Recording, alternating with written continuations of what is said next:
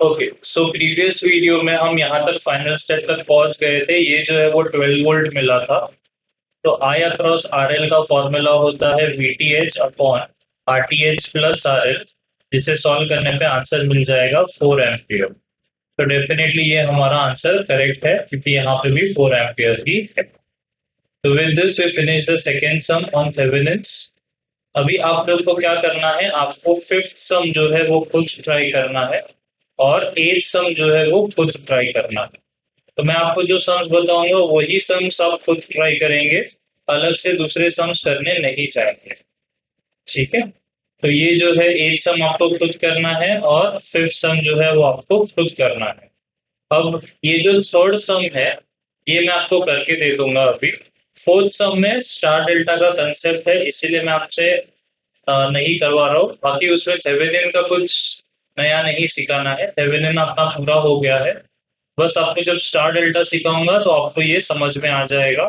Same is for sixth वाला। Sixth वाले में भी स्टार डेल्टा का कंसेप्ट है। बचा है सेवेंथ वाला और थर्ड वाला। तो मैं आपको पहले सेवेंथ वाले के बारे में बता देता हूँ। सेवेंथ वाले में भी कोई बड़ी बात नहीं है। इसमें सिर्फ ऐसा दिया है 10 वोल्ट/2 वोल्ट 2 ओम। तो इसका मतलब ये होता है और कुछ नहीं, कि ये 2 ओम का रेजिस्टर इसके साथ सीरीज में है। तो आप इसे बस इतना करके आगे आप खुद सॉल्व कर सकते हैं। ये थोड़ा सा डिफिकल्ट हो सकता है, क्योंकि इसमें सुपर पोजिशन सुपर मैश का कंसेप्ट आएगा। बट अगर आपको सुपर मैश आता है अच्छे से, जो कि आना चाहिए, तो आपको इतना दिक्कत नहीं आएगा ये सम। तो इसलिए सेवन वाला सम भी आप ट्राई करेंगे लास्ट में। पहले आप करेंगे ये थर्ड वाला, और सॉरी फिफ्थ वाला और एथ वाला, और उसके बाद आप सेवेंथ वाला ट्राई करने वाले हैं। सिक्स्थ वाला हम फिलहाल नहीं करेंगे, सो फोर्थ वाला भी नहीं करेंगे, क्योंकि उसमें स्टार डेल्टा का कंसेप्ट है। अब बचा है ये थर्ड वाला सम, तो मैं आपको ये ऊपर ऊपर से बताऊंगा कि इसे कैसे सॉल्व करना है। ध्यान देंगे आप लोग। ये देखिए, सबसे पहले तो ये जो 100 वोल्ट और 20 ओम्स है, ये पैरेलल में है। तो जैसे पहले हमने सीखा था कि करंट सोर्स और रेजिस्टेंस अगर सीरीज में आ जाता है, तो वो रेजिस्टेंस जो है वो शॉर्ट सर्किट हो जाता है। ठीक है, उसका कुछ इंपॉर्टेंस नहीं होता है, वो रिडंडेंट हो जाता है। रिडंडेंट मतलब ये केस में शॉर्ट सर्किट हो जाएगा। सेम तरीके से जब 100 वोल्ट और 20 ओम ऐसे पैरेलल में आएंगे, तो जब भी वोल्टेज सोर्स और एक रेजिस्टेंस पैरेलल में होता है, तो वो रेजिस्टेंस भी रिडंडेंट हो जाता है।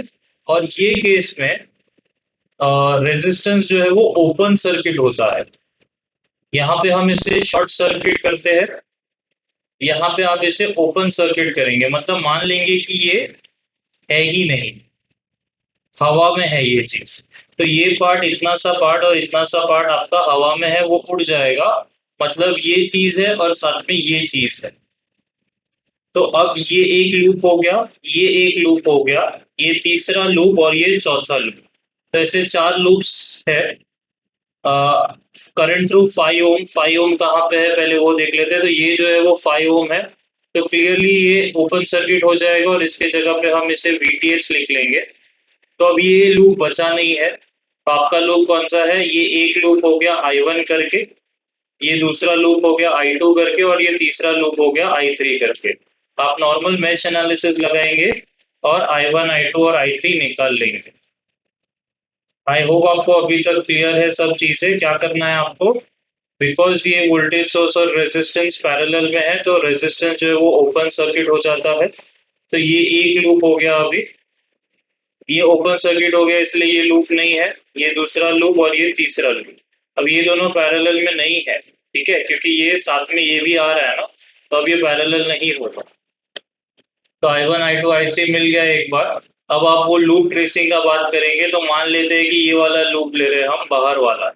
ठीक है, देख लीजिए, यहाँ से ट्रेस कर रहा हूँ, और यहाँ से भी ये वाला। आप आपकी मर्जी से चूज कर सकते हैं, आप ये वाला भी चूज कर सकते थे, कोई प्रॉब्लम नहीं है। वो आपके ऊपर है, आपको कौन सा चूज करना। ठीक है, तो मैं आपको बता देता हूँ कि मैं तो ये बाहर वाला ही चूज करूंगा, क्योंकि वो इजी होने वाला है सॉल्व करने के लिए। ये हो गया, ये 10 ओम का रेजिस्टर हो गया, और ये मैं सीधा 50 वोल्ट से आर पार कर रहा हूँ। यहाँ पे 50 वोल्ट्स है और ये हो गया VTH। तो अब ये 10 ओम के थ्रू तो कोई करंट फ्लो ही नहीं हो रहा था, तो इसका मतलब current through 10 ohm is zero. That is why voltage is also zero.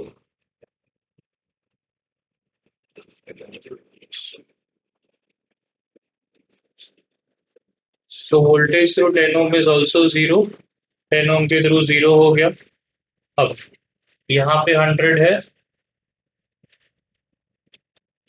यहाँ पे 20 है और यहाँ पे 50 है। तो देखा जाए तो एक्चुअली करंट का कुछ काम ही नहीं था। तो अगर आप ये स्टेप नहीं करते तो भी चलता था, क्योंकि कहीं पे भी कोई रेजिस्टर का कुछ काम ही नहीं आ रहा है। ऐसा लूप मैंने चूज किया है। ऑब्वियसली आप अगर ये वाला लूप चूज करेंगे तो आपको ये रेजिस्टर के करंट पता होने चाहिए, तो तब आपको ये कंपलसरी करना पड़ेगा। बट ये केस में मैंने एक ऐसा लूप चूज किया है जहाँ पे कोई रेजिस्टर्स का मतलब ही नहीं है। ये 10 ओम अकेला था, बट इसके थ्रू भी करंट जो है वो जीरो है, क्योंकि ये ओपन सर्किट है। इसीलिए इसके लिए भी कैलकुलेट करने का जरूरत नहीं पड़ा। तो डायरेक्टली मैं बोल सकता हूँ कि VTA जो है वो अगर मैं यहाँ से लूप चालू करूँ, मान लेते हैं यहाँ से चालू करें, तो माइनस से प्लस जा रहा है इसलिए +100। ये मान लेते हैं -VTH हो जाएगा, प्लस इधर माइनस इधर है, तो फिर ये प्लस से माइनस जा रहा है इसलिए -50, और ये माइनस से प्लस जा रहा है इसलिए ये +20 इज इक्वल टू 0। तो आप देखेंगे कि आंसर मुझे 70 मिल जाएगा। +120 -50 +70, वहां पे जाके -70, तो VTH मिल जाएगा +70 वोल्ट्स। सेम तरीके से आपको RTH कैलकुलेट करना है, वो सिंपल रहेगा, क्योंकि जो चीज को ओपन करना है ओपन कर दीजिए, जो चीज को शॉर्ट करना है शॉर्ट कर दीजिए। ठीक है। और आपको वापस ये 20 ओम को तो कंसिडर नहीं ही करना है। इवन RTH में ये चीज है ही नहीं। ठीक है। यहाँ पे शॉर्ट सर्किट हो जाएगा, तो इसका मतलब ये हो गया कि एक्चुअली ये चीज भी नहीं है, क्योंकि पूरा का पूरा शॉर्ट सर्किट पाथ मिल रहा है। तो RTH के लिए मैं आपको बता देता हूँ डायग्राम कैसे दिखने वाला है। ये पूरा का पूरा शॉर्ट सर्किट, ये भी शॉर्ट सर्किट, ये 10 ओम, ये भी शॉर्ट सर्किट, और ये। तो डायरेक्टली मैं बोल सकता हूँ कि RTH जो है वो 10 ओम्स है, क्योंकि ये वाला पूरा का पूरा शॉर्ट सर्किट है, तो इसलिए ये कुछ मतलब का नहीं है। ये शॉर्ट सर्किट है तो ये दोनों कुछ मतलब के नहीं होंगे, इसीलिए डायरेक्टली RTH को मैं 10 ओम्स बुला सकता हूँ। तो VTH मुझे मिल गया 70, RTH मिल गया है 10। अब आप डायरेक्ट फॉर्मूला में पुट कर दीजिए तो आपको फाइनल आंसर मिल जाएगा। I across 5 ohms is nothing but VTH, which is 70 upon RTH plus RL, which is 10 plus 5 15। आप एक्चुअली सॉल्व करेंगे तो आपको आंसर यही आना चाहिए 4.67। So with this we finish third sum also, and we complete the Thevenin's theorem का topic. जो बचे हुए जो दो सम्स है उसमें स्टार डेल्टा का कंसेप्ट है, तो जब भी आपको स्टार डेल्टा आ जाएगा आगे की वीडियोस में, उसके बाद आप ये सम्स ट्राई कर लेंगे तो आपको आंसर्स आ जाएंगे। So that's it for now. Thank you. Please practice this and send me the homework in 1 day's time. Thank you.